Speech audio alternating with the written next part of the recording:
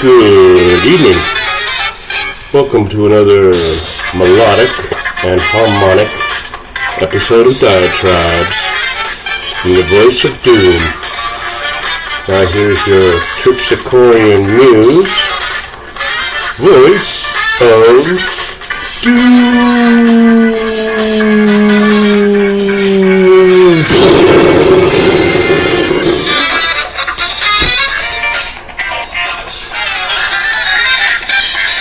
Love this song.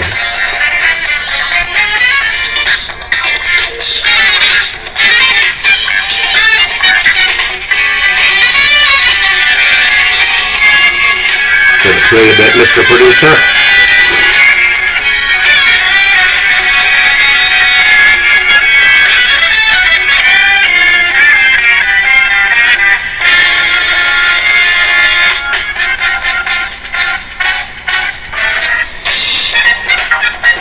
Alright, could play that for the whole 15 minutes.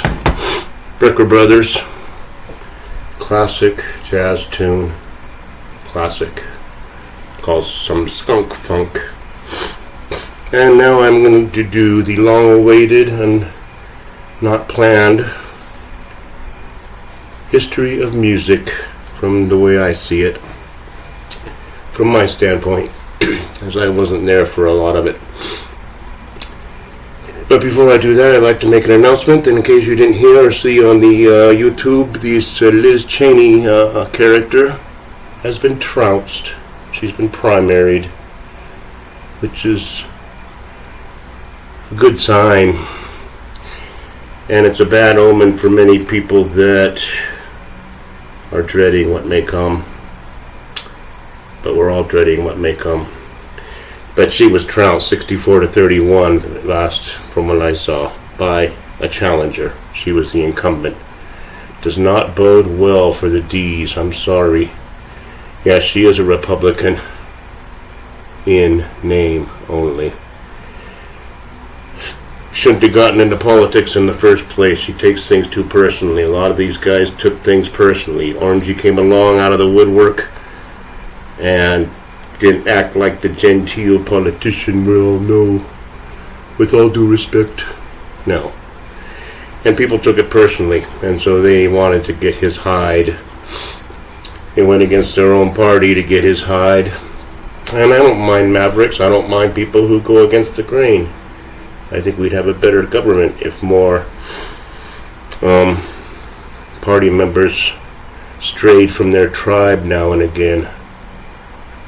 But right now they're entrenched with each other. They're totally tight in bed. So let's get off politics to talk about music.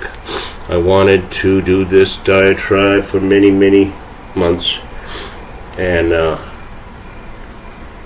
really know where to begin, but I will begin in the prehistoric era. Before I do that, I want to say what episode triggered me to start this but maybe a 2 or 3 parter on the history of music. Now, music has a tendency to be on a kind of a pendulum, back and forth. Each progressive epoch or stylistic period is a reaction to the last one. And they tend to not only go back and forth, but they react to the previous. It's very much like modern music, where we went from genteel kind of folk songs to big band jazz, which was derived from Dixieland. I didn't take any notes. I'm just going to do everything kind of off the top of my head, but big band jazz was considered decadent. The old folks did not like it. They thought that was going to be the corruption of youth. And it was, in its own way. They were dancing in the aisles, and they were flipping each other around and acting, like wild animals. They were having fun listening to a big band, which is great music. Now, each progressive thing has to react to the previous and try to outdo them, either through excellence or through just more experimental musical elements, or just trying to piss off the previous generation. And that was going on from probably the prehistoric times until probably 10, 15 years ago. Because there is a reaction, there is a pendulum, but when I got up this morning, both kids were here, and by kids I mean 20-year-olds. And my one kid had his phone with some music on, and I was going to have a crap fit. I was going to go nuts and say, how can you listen to this crap? And he's like, oh, you don't like Carrie Underwood? And it's like, we've done so much different kinds of music over the years that everything pretty much has been done that can be palatable to the ear. Anyone can make a bunch of noise and call it outrageous music that's offensive to the previous generation. But no, we've run the gamut. Because in response to his question, do I like Carrie Underwood, it's like, I don't have anything against her. I don't have anything against Lawrence Welk either. But when I was your age, I would have stomped on that record. I would have smashed it into little pieces. And then we would have proceeded to stomp on the boombox, just for good measure. Because we were snobs when it came to music, and we were kind of punkish, and we were alternative rock. And if you listen to music between the late 70s and say late 80s, they did all kinds of stuff. No band can come close. I don't care how rough-edged they are. I don't care how growly they are, Slipknot. It's all been done before, years ago. So they can forget about that. Now you get your occasional bands that are virtuosos, and they might take a certain style and combine them, and combine maybe hardcore with heavy metal and do it really well, like say Metallica. But I was aghast that my kids listen to real conservative music, just real elevator stuff. Beyonce, or, I mean, the wildest one kid might get would be Coldplay. That's as wild as he's going to get. And if I start playing my music, they're like, turn that crap off or turn it down. I'm playing Fetus, or I'm playing... Oh, what else can be annoying to somebody who doesn't know anything? Gang of Four. Who are my favorites? The Clash. Well, they like The Clash because I played it in the car and they learned to like it. They also like Primus, so we share common bonds, but they never would have even thought about it if I hadn't been playing my cassette tapes. They're these square things about this big with two holes that have this magnetic tape that runs through a machine, in case you didn't know what that was.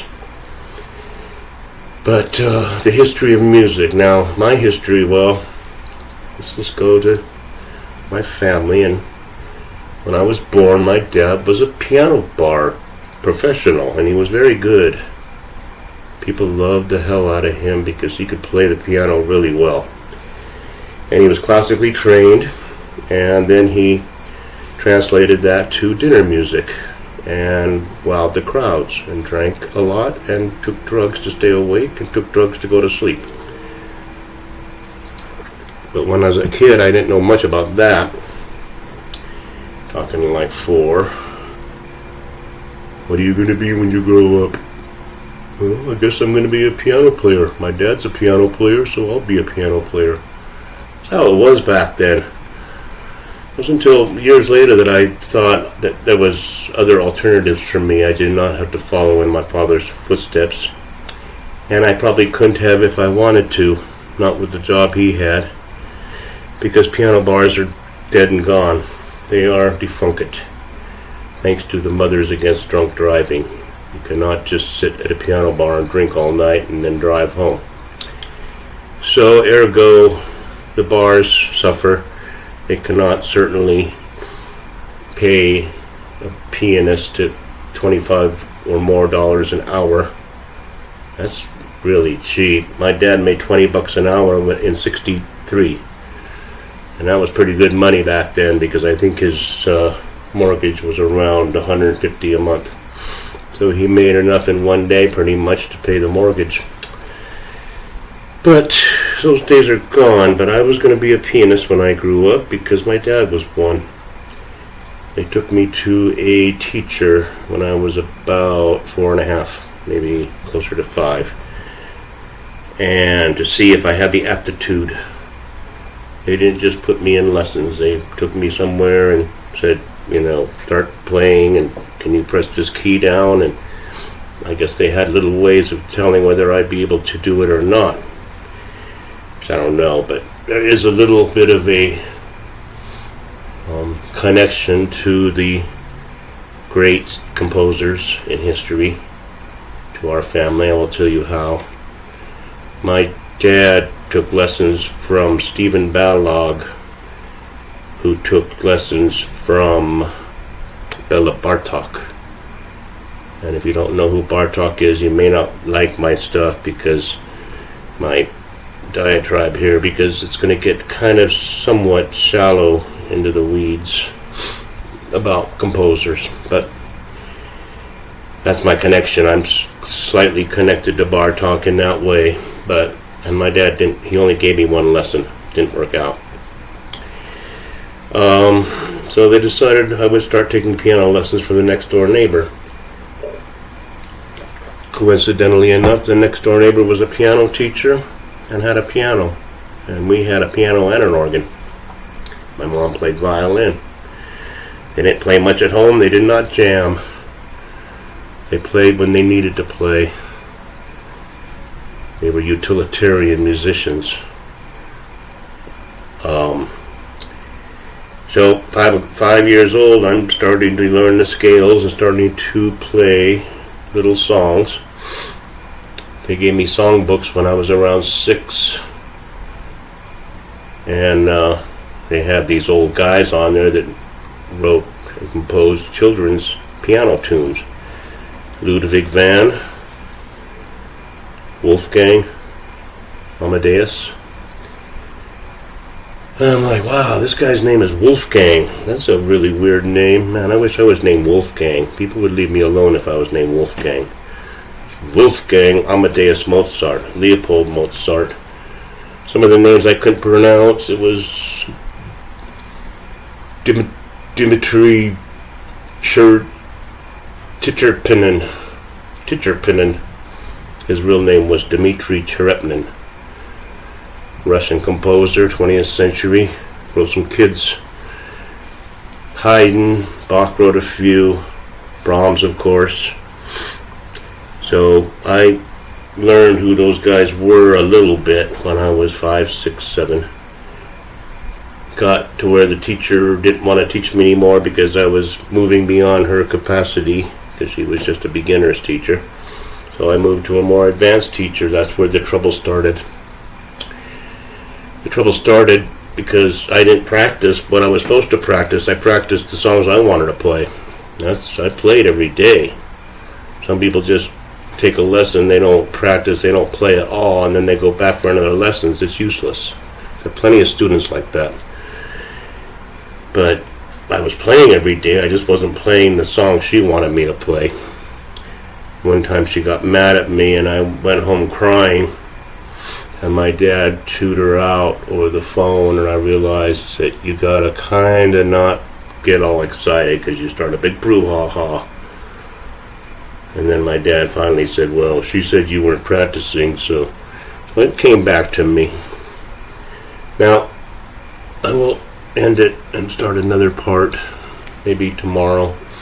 I'll get my thoughts together, but I will say that she taught me something very valuable that I will pass on to anyone who wants to play piano but doesn't want to learn all those notes on the page and read them. If you can read letters and you know what a flat is and you can play chords, then you can play any song from the music. Now, this teacher goes, she didn't say it to me, but I knew what she was thinking. This guy's not going to be a concert pianist. Not going to happen, because he'd already be a virtuoso by now. He's almost 8. She He taught me a little formula where if you can hear the song in your head, you know the song you want to play, you can hear it, you can pick out the melody with your right hand. You use the guitar chords on top of the music. So the music, they have the guitar chords on the top of the clefs. And it was A minor, D, E7, D, C, whatever, and you just use that as a guide. You just go A minor, C, C. You play the melody and you can pick it out. And I probably can play 500 songs just off the top of my head. So that's one thing I have in my favor. I know a lot of songs, and I could probably only play a couple hundred real well in front of people where I'm not nervous about it. But if I had to sit there and just putz around, I could play like 50 Beatles songs, maybe 15 Billy Joel, maybe about 30 Elton John. So you add them all up.